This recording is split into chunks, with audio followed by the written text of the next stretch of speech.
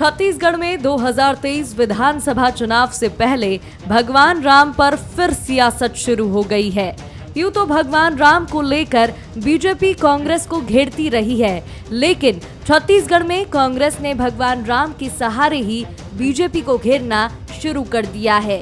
रायपुर में संस्कृति मंत्री अमरजीत भगत ने भगवान राम के बहाने बीजेपी को घेरा। उन्होंने कहा कि छत्तीसगढ़ में राम की कृपा कांग्रेस पर है, जबकि बीजेपी नेताओं के मुंह में राम है और बगल में छुरी है। छत्तीसगढ़ में राम की कृपा कांग्रेस के ऊपर है, भूपेश बघेल सरकार के ऊपर है। देखिए, मुंह में राम, राम बगल में छुरी, एक कहावत है। नाम आप लेंगे राम का और आपका काम जो है वो कसाई वाला रहेगा। इसको परेशान करो, उसको परेशान करो, किसी के यहाँ ईडी भेज दो, किसी के यहाँ आईटी भेज दो, यहाँ की सीबीआई भेज दो। गैर कांग्रेसी जितने राज्य हैं सब के यहाँ जांच और छापा। ऐसा लगता है कि देश इसीलिए आज़ाद हुआ था कि अपने लोगों को परेशान करें। कांग्रेस ने भगवान राम के बहाने बीजेपी पर निशाना साधा, तो भला बीजेपी जवाब कैसे न देती। अमरजीत के बयान पर बीजेपी सांसद सुनील सोनी ने पलटवार करते हुए कहा कि कोर्ट में हलफनामा देने वाले लोग राम का नाम ले रहे हैं। भगवान राम कितने ताकतवर हैं, इस बात को कांग्रेस आज समझ रही है। भगवान राम जी जो है वो कितने ताकतवर हैं, कितने शक्तिशाली हैं, इस बात को कांग्रेस आज समझ रही है। और कम से कम भगवान राम जी ने उनके मुंह पे जो है राम का नाम तो ला दिया। और कहते हैं ना, मुंह में राम बगल में छुरी, और इनके कृत्य जो है वो राम के समान नहीं है। जिन राम जी का अस्तित्व नहीं है, राम जी को हम नहीं मानते हैं, ये कोर्ट में हलफनामा देने वाले लोग आज राम का नाम ले रहे हैं, ये सुकून की बात है। कुल मिलाकर एक बार फिर छत्तीसगढ़ में भगवान राम को लेकर सियासत गरमा रही है। एक तरफ कांग्रेस भगवान राम को अपना बता रही है, तो दूसरी तरफ बीजेपी राम के नाम पर राजनीति करने का आरोप लगा रही है। जाहिर है कि चुनाव नजदीक है, तो भगवान राम को लेकर वार पलटवार का सिलसिला शुरू हो गया है। Bureau report, Bansal news. नमस्कार, मैं हूं आपके साथ ऋतु सिंह और आज का हमारा मुद्दा है राम पर फिर घमासान। एक बार फिर छत्तीसगढ़ में भगवान राम को लेकर बयानबाजी तेज होती जा रही है। बीजेपी और कांग्रेस भगवान राम को लेकर आमने सामने भी दिख रही है। जाहिर है कि जैसे जैसे चुनाव नजदीक आएंगे, भगवान राम को लेकर वार पलटवार का दौर भी तेज होता दिखेगा। तो चर्चा आज हम इसी पर करेंगे। हमारे साथ 3 मेहमान इस वक्त जुड़ गए हैं। सबसे पहले इनका परिचय मैं आप सभी से करवा दूं। अमित श्रीवास्तव जी हमारे साथ कांग्रेस से जुड़े हैं, कांग्रेस के प्रवक्ता है। तो बीजेपी की बात की जाए, देवलाल ठाकुर जी हमारे साथ जुड़ गए। तो वही वरिष्ठ पत्रकार राम अवतार तिवारी जी भी हमारे साथ जुड़ गए। आप तीनों मेहमानों का बहुत बहुत स्वागत करती हूँ। तो चलिए चर्चा की शुरुआत हम करते हैं और सबसे पहले मैं देवलाल जी के पास आना चाहूंगी। देवलाल जी, देखिए, अभी तक की बात की जाए, अमरजीत भगत को भी आपने सुना होगा, साफ साफ कह रहे हैं कि भाई कांग्रेस पर भगवान राम की कृपा है। तो आपसे ये सवाल करना चाहूंगी कि क्या प्रदेश सरकार आप लोगों से हिंदुत्व का एजेंडा यहाँ पर छीन रही है? सबसे पहले तो आप सभी को रामनवमी की हार्दिक बधाई और शुभकामनाएं।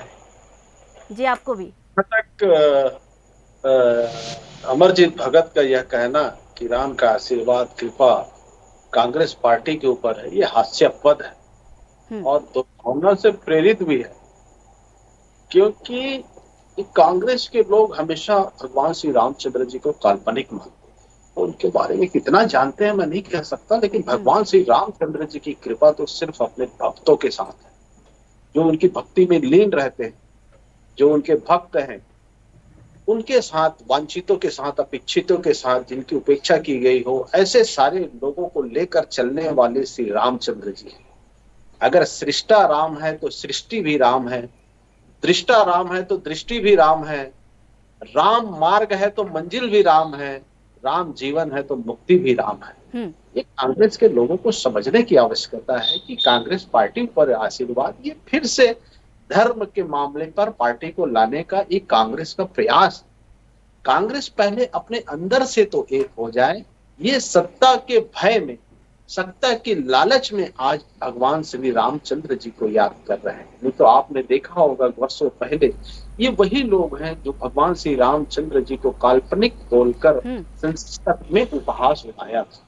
तो ऐसे पार्टी के लोग भी अगर आज भगवान श्री रामचंद्र जी के भक्ति के लिए आ रहे हैं तो बहुत ही मन प्रसन्नित भी होता है। हर हिंदू समाज प्रसन्नित होगा कि कांग्रेस भी आ रही है भगवान श्री रामचंद्र जी के चरणों में, कि हमारे देश के प्रधानमंत्री ने हिंदू धर्म को आगे पहुंचाने के लिए, शीर्ष स्थान पर पहुंचाने के लिए आज भगवान श्री रामचंद्र जी का मंदिर का निर्माण अयोध्या में होने जा रहा है।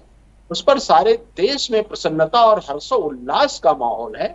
ऐसे में स्वाभाविक तौर पर चाहे डर से, भय से, छल से, किसी भी प्रकार से अगर कोई नाम ले रहा है तो ले, लेकिन वो काल नेमी के रूप में कांग्रेस के लोग रामचंद्र जी का नाम ना ले, अपने हृदय में स्व मन अंतर मन से श्री रामचंद्र जी की भक्ति करे तो बहुत ही अच्छा होगा, हमारे देश के लिए भी अच्छा होगा। इसमें पार्टी वाली जैसी कोई बात नहीं है, कांग्रेस भाजपा जैसी कोई बात नहीं है। आज भगवान श्री रामचंद्र जी की जयंती है, रामनवमी का अवसर है।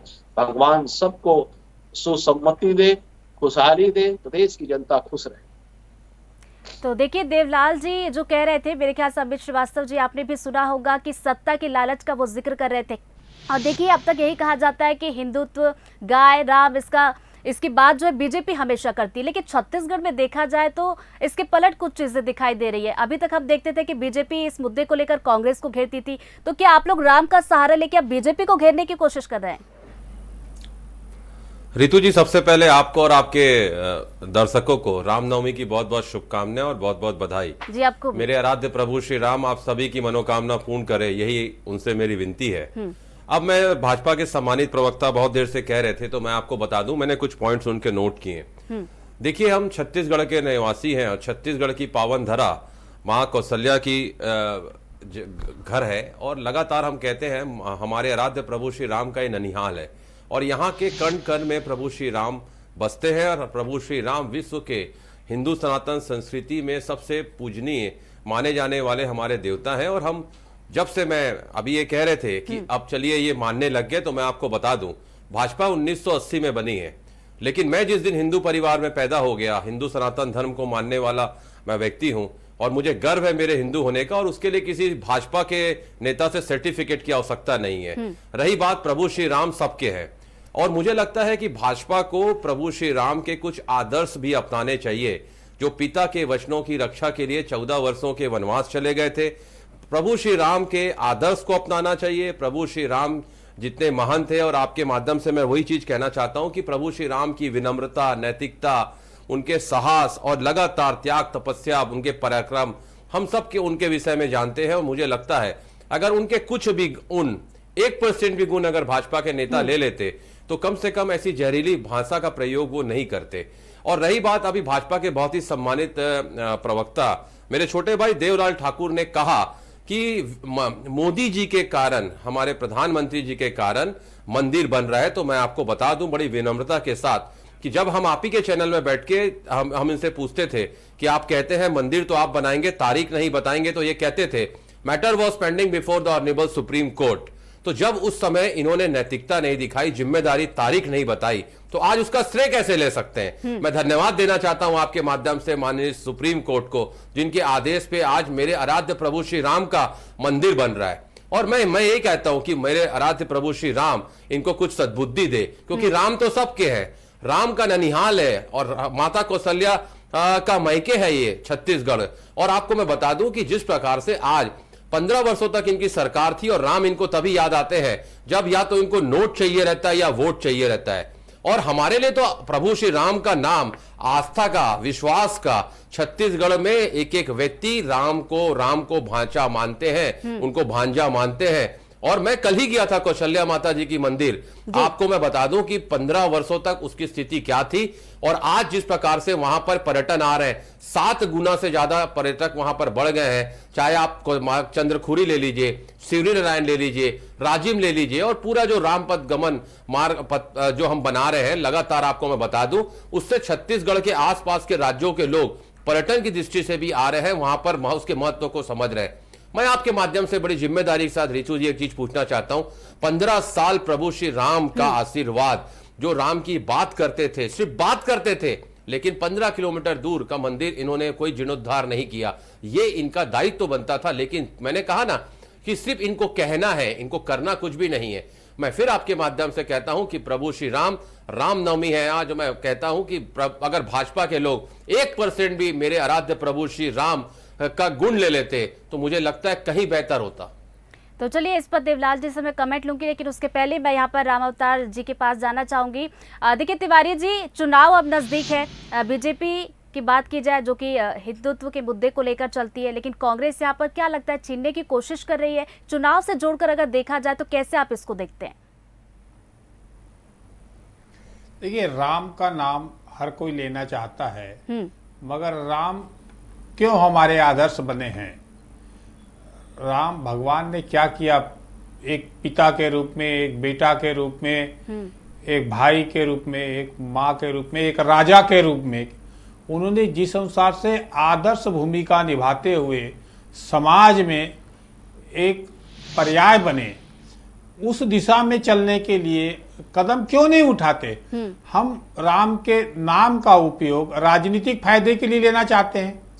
हम राजनीतिक फायदे के लिए उसका नाम लेकर भावनात्मक तरीके से लोगों से बात करना चाहते हैं और वोट की राजनीति करना चाहते हैं।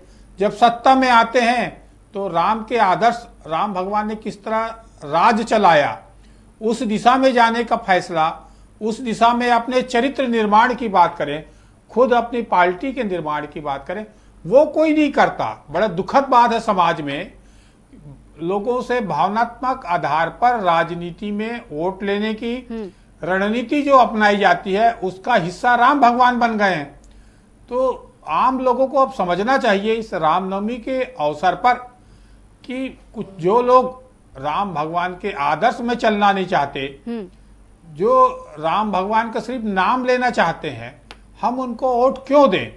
तो ये परिभाषित होना चाहिए। आज ही सुप्रीम कोर्ट ने भी कहा है अपने एक याचिका में कि धर्म का जो उपयोग है जी, वो इस तरह से गलत उपयोग हो रहा है राजनीति में, वो बंद होनी चाहिए। और इसके लिए सभी राजनीतिक दलों को एक राय होनी चाहिए और एक आदर्श प्रस्तुत करते हुए आम जनता के हित के लिए, आम जनता की समस्याओं के लिए, बढ़ती महंगाई के लिए, बढ़ती बेरोजगारी के लिए और बढ़ते हुए अव्यवस्था, इस दिशा में अगर काम करेंगे तो सरकार का काम ही यही है। जिसको जो काम मिला है वो काम अपने अच्छे से नहीं करते हुए आप बयानबाजियों में और आरोप प्रत्यारोप की राजनीति में आप अपना समय जाया कर रहे हैं, लोगों को दिग्भ्रमित कर रहे हैं। आखिर ये कब खत्म होगा और कैसे राम राज्य आएगा?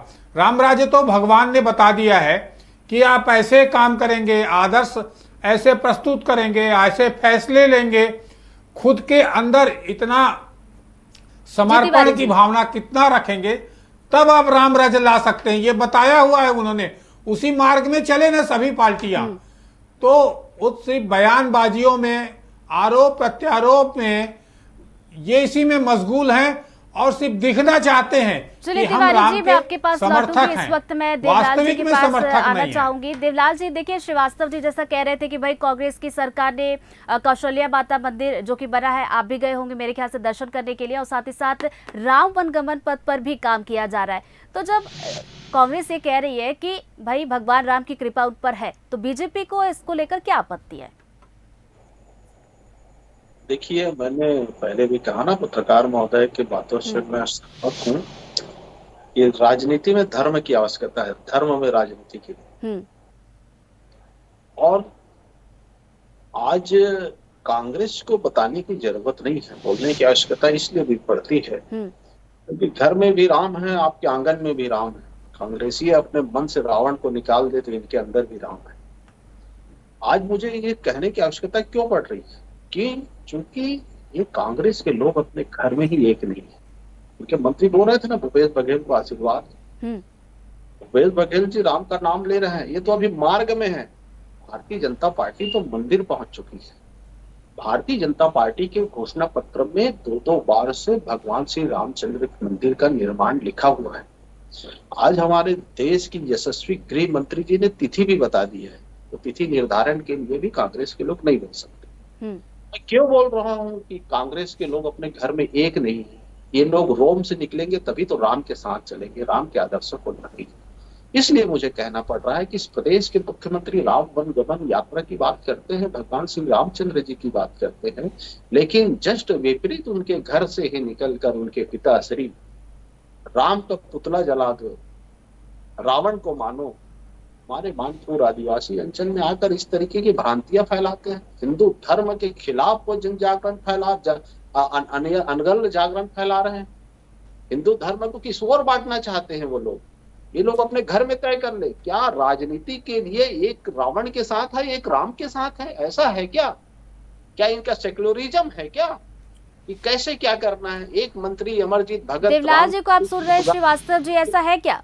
लखमा जी हिंदू धर्म को बांटने की बात कर रहे हैं, तो छत्तीसगढ़ की जनता इतनी भोली भाली है, लेकिन प्रबुद्धियां नहीं है हम लोग। श्रीवास्तव जी, देवलाल जी को आप सुन रहे हैं क्या? आपका रिएक्शन मैं जानना चाहूंगी। सबके बात कह रहा हूँ। देखिए, मैं रितु जी आपके माध्यम से मैं एक ही चीज कहना चाहता हूँ कि आज रामनवमी का दिन है और मैं प्रार्थना करता हूँ कि भाजपा के लोगों को प्रभु श्री राम का आशीर्वाद मिले और मेरे आराध्य प्रभु श्री राम का मैंने जो कहा श्रीवास्तव जी उसका जवाब दे दीजिए। दीजिए। अभी उन्होंने शब्दों का प्रयोग किया कि कांग्रेसियों में रावण है और ये वो, मेरे संस्कार मुझको अलाउ नहीं करते कि मैं उसका उत्तर उनको उसी शब्दों में दूं। मैं बहुत अच्छे से उसका उत्तर दे सकता हूँ, लेकिन मेरे संस्कार अलाउ नहीं करते। इससे ही यही दर्शाता है कि किसके अंदर राम है और किसके अंदर रावण है, ये अपने शब्दों से उन्होंने बता दिया। राजनीतिक फायदे के लिए आप अब आप सुन लीजिए, का फायदा उठाना चाहते हैं, चुप करा लीजिए आप, जैसा आप बोले। देवलाल जी पे लौटूंगी आपके पास। श्रीवास्तव जी को अपनी बात पूरी रखने दीजिए, उसके बाद हम आपकी बात भी सुनेंगे। श्रीवास्तव जी रखिए अपनी पूरी बात। थैंक यू रितु जी। देखिए, लगातार अपने आचरणों से भाजपा के सम्मानित प्रवक्ता ने जो शब्दों का प्रयोग किया, इन्होंने बता दिया कि किसके अंदर राम है और किसके अंदर रावण है। मैं आपके माध्यम से एक ही चीज कहना चाहता हूं कि ईश्वर प्रभु श्री राम सबको अपना आशीर्वाद दे और मैंने जैसा कहा, हमारे आस्था और हमारे विश्वास का नाम है। इन्होंने फिर कहा कि हम तो रास्तों में हैं और ये मंदिर तक पहुंच गए। मैं धन्यवाद देना चाहता हूं सुप्रीम कोर्ट का, जिनके आदेश के बाद वहां पर अयोध्या में दिव्य और भव्य मंदिर बनने जा रहा है। लेकिन भाजपा के सम्मानित प्रवक्ता से मैं एक प्रश्न करना चाहता हूं कि जब मंदिर के लिए वहां पर जमीन की बात हो रही थी, तो इनके वहां पर महापौर और उनके भांजे और वहां पर इनके एक विधायक जमीन की दलाली में लिप्त पाए गए थे। जिस प्रकार से मैं आपके माध्यम से यही चीज कहना चाहता हूं, उनको आज तक भाजपा ने निकाला नहीं पार्टी से। बड़ा दुख का विषय है, बड़ा दुख का विषय है कि जहां हमारे आराध्य प्रभु श्री राम का मंदिर बन रहा है, इनके भाजपा के लोग वहां पर जमीन में जिस प्रकार से बंदर बाट कर रहे थे और आज तक वो भाजपा में बने हुए हैं। ये दर्शाता है कि इनकी कितनी आस्था प्रभु श्री राम में है और आज तक वो भाजपा से निकाले नहीं गए। उनको नोटिस नहीं दिया गया कि आपको इस गलत कामों में लिप्त पाया गया, तो आपको इसका जवाब देना चाहिए और आपको पार्टी से निकाला जाएगा। लेकिन यही दर्शाता है प्रभु राम पर जो आस्था, उस पर श्रीवास्तव जी यहाँ पर सवाल उठा रहे हैं। देखिए, ये कांग्रेस के लोग हैं, इच्छाधारी भक्त हैं, कभी भी ये काल नेमी रूप में इस समय इस भारत देश में है। और मैंने तो इनसे छोटा सा सवाल पूछा था, ये घर में एक हो जाए। इनका जो मुख्यमंत्री है, उनके पिताश्री घूम रहे हैं, भगवान श्री रामचंद्र जी का पुतला जला दो, राम का नाम का कोई आदर्श नहीं है, रावण को मानो कह के। इस पर कोई जवाब दिया क्या?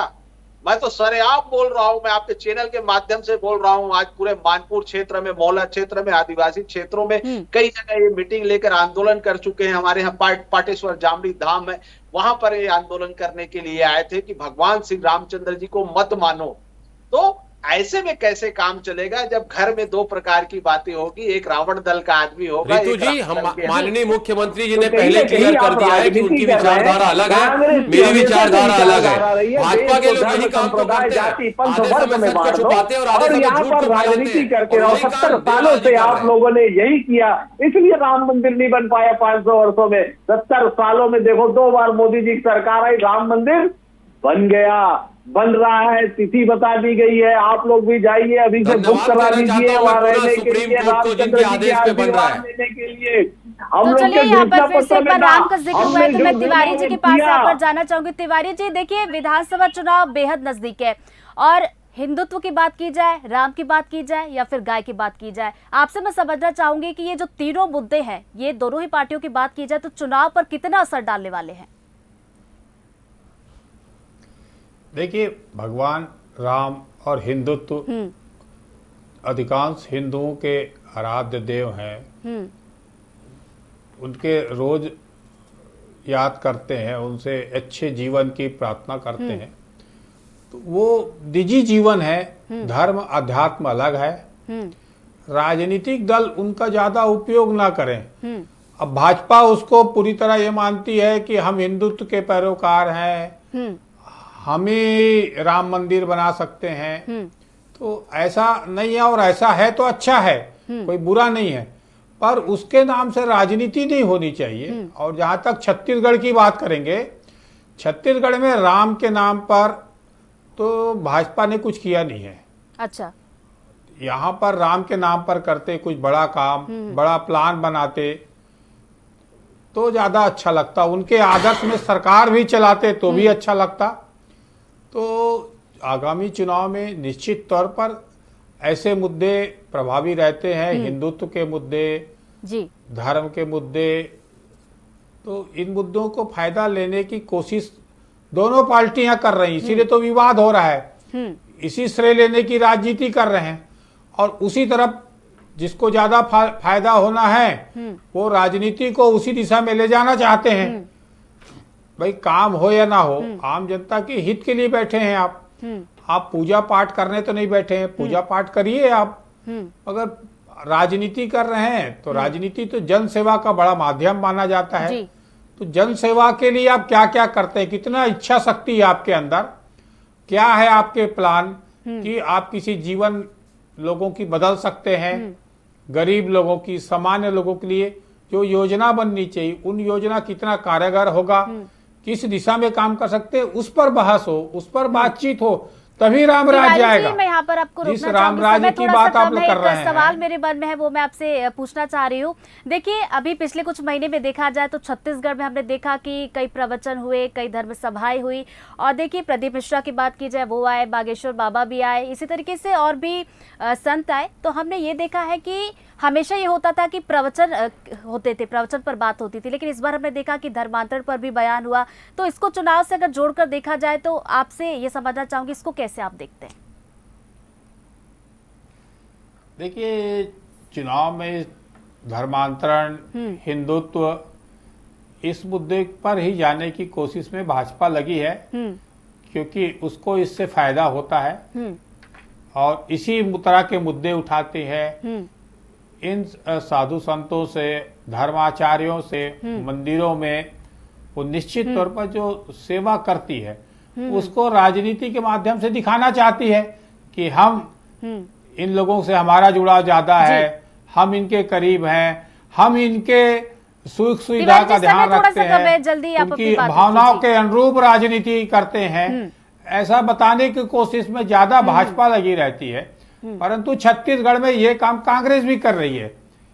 छत्तीसगढ़ में भूपेश बघेल राम भगवान के नाम पर राम धुन गांव-गांव में करवा रहे हैं, तो वो भी अब सॉफ्ट हिंदुत्व और हिंदुत्व के रास्ते में चलने की कोशिश कर रहे हैं। समझ रहे हैं कि जनता की भावनाएं हैं, इसलिए ऐसी ऐसी योजना वो भी बना दी हैं। तो दोनों पार्टियां राजनीति जो कर रही है वो धर्म आधारित राजनीति कर रही हैं। उनका अमित जी, तिवारी जी को आप सुन रहे थे, आपका रिएक्शन में जानना चाहूंगी यहाँ पे, छोटा सा कमेंट आप। देखिए रितु जी, जी मैं आपके माध्यम से एक ही चीज कहना, प्रभु राम तो निर्बल का बल है, और आपके माध्यम से मैं एक ही चीज कहना चाहता हूं, हम गांधी विचारधारा को मानने वाले लोग हैं, और गांधी जी कहते थे रघुपति राघव राजा राम, सबको सन्मति दे भगवान। तो देखिए, ऐसा है कि भगवान राम की बात की जाए तो वो आपके हैं, मेरे हैं, सभी के हैं, किसी पार्टी के नहीं, ना तो बीजेपी के हैं ना तो कांग्रेस के। और देखिए, सुप्रीम कोर्ट ने भी कल यही कहा है कि जो राजनीतिक बयानबाजी होती है उसमें जो धर्म है वो उसका इस्तेमाल जो है ना किया जाए। अब देखने वाली बात होगी कि जो आगे चुनाव है इसमें गाय या फिर मतदाताओं की बात की जाए, कितनी कृपा बरसती है और कौन ये चुनाव जीतता है। तो फिलहाल हमारे साथ जो तीनों मेहमान जुड़े हुए थे, आप तीनों का ही बहुत बहुत धन्यवाद हमारे साथ जुड़ने के लिए। इसी के साथ इस बुलेटिन फिलहाल इतना ही, दीजिए इजाजत, नमस्कार।